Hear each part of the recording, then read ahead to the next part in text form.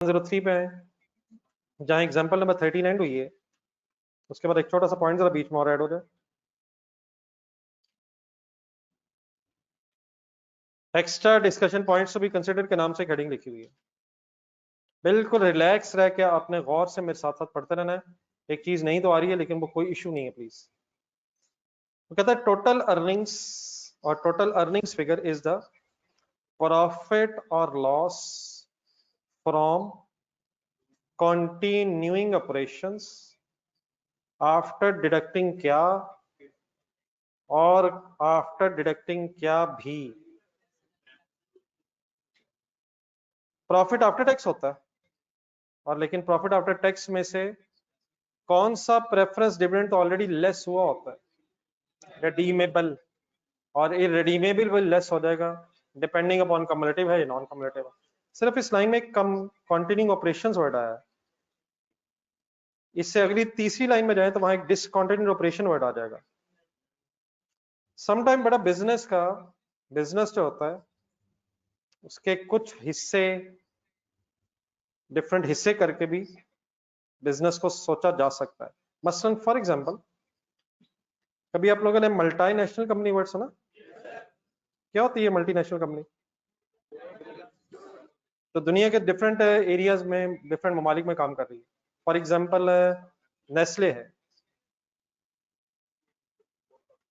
वगैरह वगैरह बहुत सी कंपनीज हैं, आपने होपफुली नाम मल्टीनेशनल कंपनी के जो एक से ज्यादा मुल्कों में बिजनेस ऑपरेट कर रही है। अब लेट्स से नेस्ले ने अपना दुबई वाला जो बिजनेस है वो सपोज स्टॉप कर दिए किसी वजह से। लेट्स से दुबई वाला बिजनेस लॉस में था, दुबई में बिजनेस स्टॉप अगर हो गया है तो क्या नेस्ले कंपनी बंद होगी? ऑल रिमेनिंग कंट्रीज में बिजनेस चल रहा है, रिमेनिंग कंट्रीज में बिजनेस कंटिन्यू है। तो जिस एरिया में बिजनेस स्टॉप हो गया उसे कहेंगे डिसकंटिन्यूड ऑपरेशन। डिसकंटिन्यूड ऑपरेशन क्या मतलब? डिसकंटिन्यूड ऑपरेशन ऐसे ऑपरेशन जिनको बंद कर दिया है, और जहां पे काम हो रहा है उसको फिर कह देंगे continued operations. Profit and loss statement जरा ज़हन में लाएं। प्रॉफिट एंड लॉस स्टेटमेंट कभी भी एरिया वाइज या प्रोडक्ट वाइज नहीं बनाते हम। स्टार्ट में पीरियड वाइज मीन सेल लिख रहे होंगे तो उसमें पूरी दुनिया की सेल है, कॉस्ट ऑफ सेल में पूरी दुनिया के एक्सपेंसेस नीचे वगैरह प्रॉफिट। अब जब प्रॉफिट होगा वो ग्लोबल प्रॉफिट आ रहा होगा। सिर्फ रिक्वायर्ड ये है कि अगर ड्यूरिंग द पीरियड कोई बिजनेस ऑपरेशन स्टॉप किया गया है तो उसके प्रॉफिट को अलहदा, और बाकी जो दुनिया के ममालिक में प्रॉफिट हुआ है उसे अलहदा। किसका प्रॉफिट अलहदा? डिसकंटिन्यूड ऑपरेशंस का प्रॉफिट अलहदा, और कंटिन्यूड ऑपरेशंस का टोटल प्रॉफिट अलहदा। डिसकंटिन्यूड अलहदा इसलिए ताकि शेयर होल्डर्स को पता चले कि अब नेक्स्ट ईयर्स में ये जो डिसकंटिन्यूड प्रॉफिट है या लॉस है ये फ्यूचर में अब नहीं होगा। क्यों नहीं होगा? तो इसका प्रॉफिट या लॉस अब फ्यूचर में नहीं होगा। उन्हें पता चलना चाहिए कि फ्यूचर में अब सिर्फ कंटिन्यूड प्रॉफिट होगा, कंटिन्यूड ऑपरेशंस के प्रॉफिट्स होंगे। ठीक है? तो अगर प्रॉफिट एंड लॉस स्टेटमेंट बन रही है तो उसमें आपने सिर्फ सेग्रीगेशन करनी है, सेग्रीगेशन एग्जामिनर बताएगा। तो उस केस में अब आपने EPS related to discontinued operations अलग बतानी है, और EPS related to continued operations अलग बतानी है। सिर्फ प्रॉफिट्स अलग हो जाएंगे, बेस में क्या आएगा? जो weighted number, every number of shares continued operations में आएंगे वही डिसकंटिन्यूड में आएंगे। सिर्फ करना क्या है, बिजनेस के प्रॉफिट को किन दो हिस्सों में डिवाइड कर देना। और अब ईपीएस फ्रॉम कंटिन्यूड ऑपरेशंस अलग कैलकुलेट हो जाएगी, और ईपीएस फ्रॉम डिसकंटिन्यूड ऑपरेशंस अलग कैलकुलेट हो जाएगी, और बाद में से टोटल करके भी देखा जा सकता है कि बिजनेस की ओवरऑल ईपीएस क्या है। कुछ थोड़ा सा समझ आ गया? बाकी मैं एग्जाम्पल समझाता हूँ। यहाँ तक जरा वर्ड्स मैंने जो बोले इनको पहले फाइनल कर लेंगे। हाँ, जरा फर्स्ट लाइन से दोबारा। बाकी जो मैंने अभी लिखा था ये शायद आगे लिखा मिल जाएगा आपको। Total earning figure is the profit और loss from continuing operations after deducting क्या एंड क्या। बाकी जरा मेरी बात अब कंप्लीट होने दो। When there is a net loss, हो सकता है, फिर क्या करेंगे? Total earnings and therefore EPS are negative. अगर लॉस है तो लॉस ब्रैकेट में लिख देंगे, divide by weighted average number of shares है। पॉजिटिव फिगर की जगह नेगेटिव फिगर अगर आ गई तो वो लॉस पर शेयर कहलाएगा। Earnings from discontinued operations bracket में जाए, मैंने शायद इसी तरह की एग्जांपल दी है। Means if a segment of the business is closed, पूरा बिजनेस बंद हो गया, बिजनेस का कोई हिस्सा बंद हो गया, तो वो जो हिस्सा है उसे क्या कहेंगे? Discontinued operation. तो earnings from discontinued operations bracket छोड़ दें, are dealt with separately and EPS from any discontinued operation must also be disclosed separately। दो हिस्से हो जाएंगे, EPS from continued operations and EPS from discontinued operations। preference shares must either be classified as either equity or liability। Please बताना है कब equity कब liability, कब equity भाईजान? अगर इरेडीमेबल है, इरेडीमेबल प्रेफरेंस शेयर्स हैं तो इक्विटी, और अगर redeemable है तो liability। If a class of preference shares is classified as equity, concentration से पढ़े सारी बातें आपको पता है। Means irredeemable preference shares, any dividend relating to that share is recognized in equity। कहाँ? इक्विटी में कहाँ? रिटेन्ड अर्निंग्स में। इक्विटी में बहुत से कंपोनेंट्स हैं, शेयर कैपिटल, शेयर प्रीमियम, तो डिविडेंड कहाँ? रिटेन्ड अर्निंग्स में। Any such dividend must be deducted from. अब बड़ा प्रॉब्लम क्या है, अगर हमने कॉन्टिन्यूड और डिसकॉन्टिन्यूड ऑपरेशन को अलग करना है, कॉन्टिन्यूड ऑपरेशन और डिसकॉन्टिन्यूड ऑपरेशन अलग करना है, तो मेरे जरा वर्ड जरा गौर से सुना जरा। लेट्स अज्यूम 10 मिलियन प्रॉफिट है कॉन्टिन्यूइंग ऑपरेशंस का, profit from continuing operations 10 million है, और profit from discontinuing operation suppose 2 million है। आप बताएंगे बिजनेस का टोटल प्रॉफिट कितना? 10 मिलियन किसका है, 2 मिलियन किसका है, टोटल कितना हो जाएगा? 12। तो अब 12 की बेस पे ईपीएस कैलकुलेट नहीं करनी, अलग अलग कैलकुलेट करनी है। अब ये जो 10 और 2 मैंने बोला है, ये प्रॉफिट आफ्टर टैक्स होंगे। सवाल सिर्फ ये उठेगा कि अगर कोई इररिडीमेबल प्रेफरेंस शेयर्स हैं, हो सकते हैं, तो उनका डिविडेंड प्रॉफिट में से माइनस करते हैं, लेकिन कॉन्टिन्यूड वाले में से माइनस करेंगे या डिसकॉन्टिन्यूड में से माइनस करेंगे, या दोनों में माइनस कर देंगे। 1 मिलियन प्रेफरेंस डिविडेंड है इररिडीमेबल प्रेफरेंस शेयर्स का, तो 10 माइनस 1 भी कर देंगे और 2 माइनस 1 भी कर देंगे, जुल्म हो जाएगा, डबल हो जाएगा। तो अब सिर्फ फैसला ये करना है हमने कि ये जो 1 अगर इररिडीमेबल प्रेफरेंस डिविडेंड है, ये कॉन्टिन्यूड ऑपरेशंस के प्रॉफिट में से माइनस करें या डिसकंटिन्यूड ऑपरेशंस के प्रॉफिट में से माइनस करें। अगर फॉर एग्जांपल कॉन्टिन्यूड और डिसकंटिन्यूड ऑपरेशंस की बहस ही नहीं है, ड्यूरिंग द ईयर कोई बिजनेस ऑपरेशन डिसकंटिन्यू हुआ ही नहीं है, तो इन दैट केस आप ईपीएस सिर्फ किसकी कैलकुलेट कर रहे होंगे? कॉन्टिन्यूड ऑपरेशंस की आप कैलकुलेट कर रहे होंगे। स्टार्ट कहां से करेंगे? प्रॉफिट आफ्टर टैक्स से, और उस केस में कोई इशू नहीं है, डिवाइड अगर आपने किया ही नहीं है तो उसी में से इररिडीमेबल प्रेफरेंस शेयर्स का डिविडेंड माइनस हो जाएगा। प्रॉब्लम क्या आ जाएगा अगर अलग करना है? कॉन्टिन्यू ऑपरेशंस का प्रॉफिट अलग होगा, डिसकंटिन्यूड का अलग होगा। सवाल सिर्फ ये है कि इररिडीमेबल प्रेफरेंस डिविडेंड कहां से माइनस करें। अब आइए जरा पढ़ें स्टैंडर्ड क्या कहता है। एनी सच डिविडेंड, किस डिविडेंड की प्लीज बात हो रही है? Must be deducted from profit from loss from, कहां से लेस करने की बजाय बस कहां से लेस करके बात खत्म कर दें? दोनों से लेस कर दें या कॉन्टिन्यूड से लेस कर दें? समझ आ गया प्लीज? ये रिडीमेबल की बहस हुई है, इररिडीमेबल की।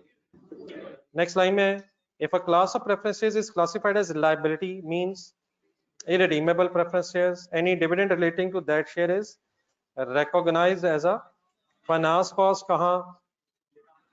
it is already deducted from, सही कह रहा है, profit or loss from, and no further adjustment is need to be made। सिर्फ किसका प्रॉब्लम है और उसका क्या फैसला हुआ है? आए इस बहस को जरा खत्म कर लें एक छोटी सी example.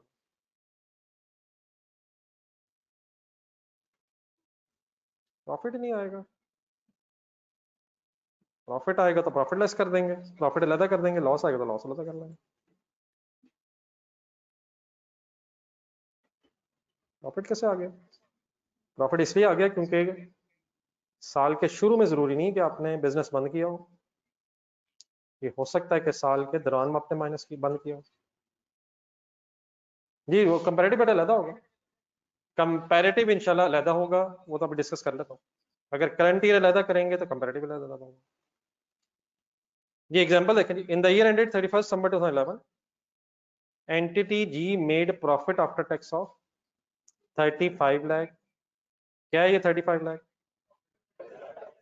Of this 3 million was from 5 lakh from it paid ordinary dividend of 1,50,000 and preference dividend of 65,000. next line underline करें, preference shares were correctly classified as, क्या मतलब? irredeemable, irredeemable, irredeemable या redeemable? entity G has 1 million ordinary shares in issue throughout the year. आपने मुझे यहाँ से EPS की working करवानी है, लिखने की कोई बहस ना कीजिएगा, आपके पास लिखा हुआ है, आपने सिर्फ सोचना कैसे है वो जरा मुझे सोच के मेरे क्वेश्चंस के आंसर देके जरा फाइनल कर लें। क्या कोई डिसकंटिन्यूड ऑपरेशन है? तो देन बेटा जब ईपीएस आप कैलकुलेट करेंगे तो हम फिर ब्रैकेट में इस तरह लिख लेंगे, EPS continued operations, continuing operations या कंटिन्यूड ऑपरेशंस, और second EPS discontinued operations.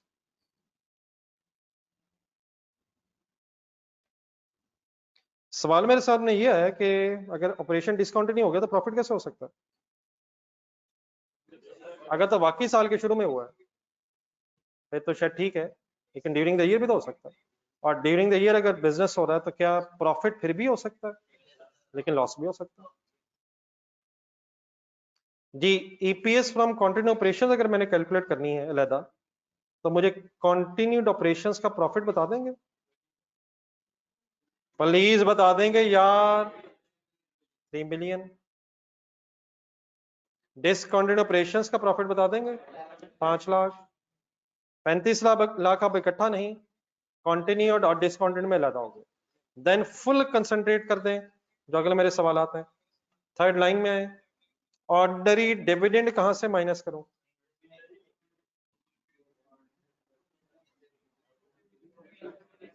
Ordinary dividend already minus हो गया होगा,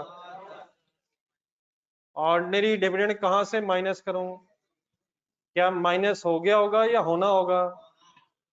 कहां से करूं? ना हुआ होगा और ना ही होना है, होता तो है। ऑर्डिनरी डिविडेंड कहां होता है?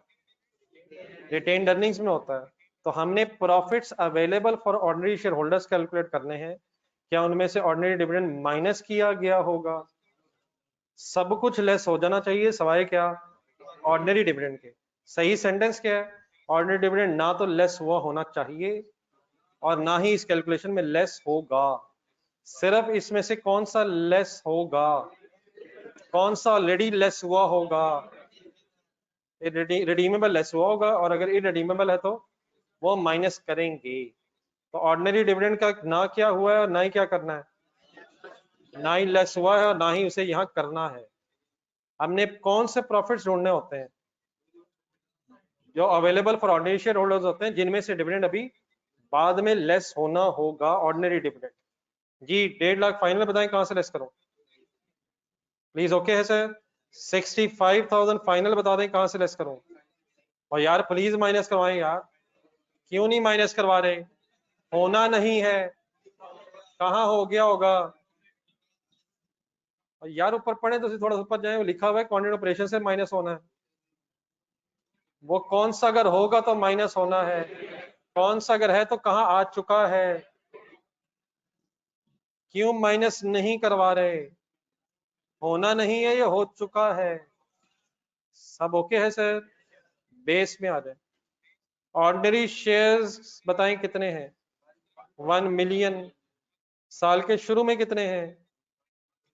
एंड में कितने हैं, थ्रू आउट द ईयर है, कोई मूवमेंट तो नहीं है, कोई टेबल बनाए, सिंपली 1 मिलियन क्या वेटेड एवरेज भी है, 1 मिलियन वेटेड एवरेज भी है सर, तो 1 मिलियन बेटा एज इट इज शेयर्स किसकी और किसकी बेस में आ गए, कॉन्टिन्यूड की भी और डिसकॉन्टिन्यूड की भी। ये 35 लाख इकट्ठा डिवाइड बाय 1 मिलियन हो सकता था, लेकिन शेयर होल्डर्स को क्या प्रेजेंट करना है, 3 पर शेयर अलहदा। क्या है ये 3 पर शेयर, और क्या है 0.5 पर शेयर। शायद शेयर होल्डर्स को हम बताना चाहते हैं कि फ्यूचर में 0.5 पर शेयर एक्सपेक्टेड अब नहीं होगा, अब फ्यूचर में शायद 3 पर शेयर ही कंटिन्यू हो सकता है। हाँ फाइनली अगर टोटल करना चाहें तो वो हो सकता है 3.5 पर शेयर, लेकिन सेग्रीगेट करना है बिटवीन, बोल दें, कंटिन्यूड एंड डिसकंटिन्यूड। सबको पता है प्रेफरेंस शेयर्स क्यों नहीं ले रहा, प्रेफरेंस शेयर्स का डिविडेंड क्यों नहीं ले रहा, ऑर्डिनरी क्यों नहीं ले रहा, ऑर्डिनरी क्यों नहीं ले रहा, ऑर्डिनरी माइनस होना नहीं है, माइनस होना नहीं है, होना नहीं है, होना वैसे है, चेंजेस इन इक्विटी में होना है, रिटेन्ड अर्निंग्स कॉलम में होना, लेकिन इस कैलकुलेशन में जरा थोड़ा सा पीछे जाए, बात बेटा एक दफा हुई थी यार, पेजेस ढूंढने जरा जाकर।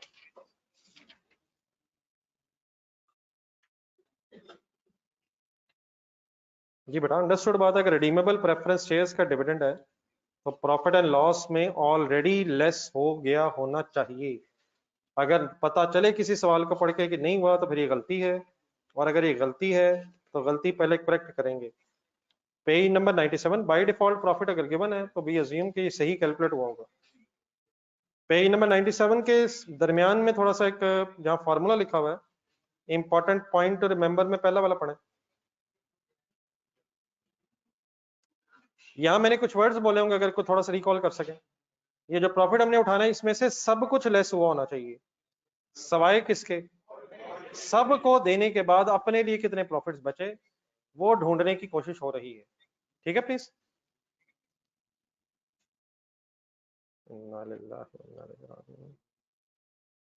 बिजनेस को sir mid of the year बंद अगर किया है तो बिजनेस का प्रॉफिट, बिजनेस 6/12 नहीं होता, वो शेयर इशुएंस अगर हो तब वेटेड होता है। ठीक है मिस्टर मा, अगर शेयर इशू हुए हैं ड्यूरिंग द ईयर तो उनको वेट किया जाता है, बिजनेस अगर बीच में, तो बिजनेस का प्रॉफिट पहले 6 महीने का आ रहा होगा। जी नेक्स्ट एग्जांपल में पेज नंबर 104। जी ऑनलाइन सब okay please.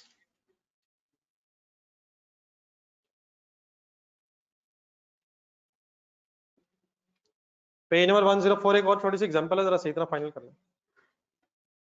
In the year ended 31st December 11, entity made a profit after tax of,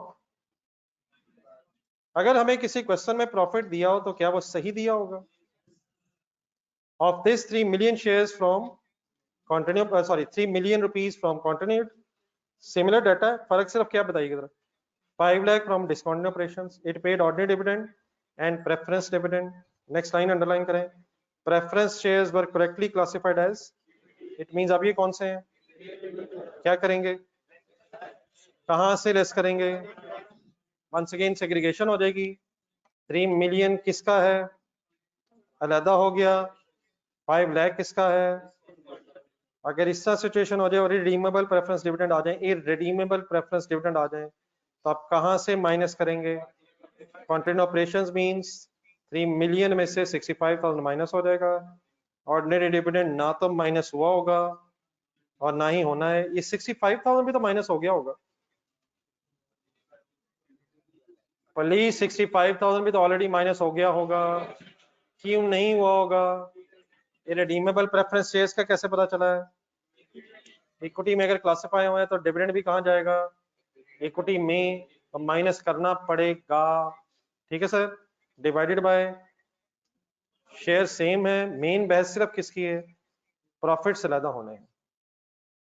देख लें नीचे वर्किंग, और कोई कंफ्यूजन अगर प्लीज है आंसर बताइएगा। 935 एंड 0.5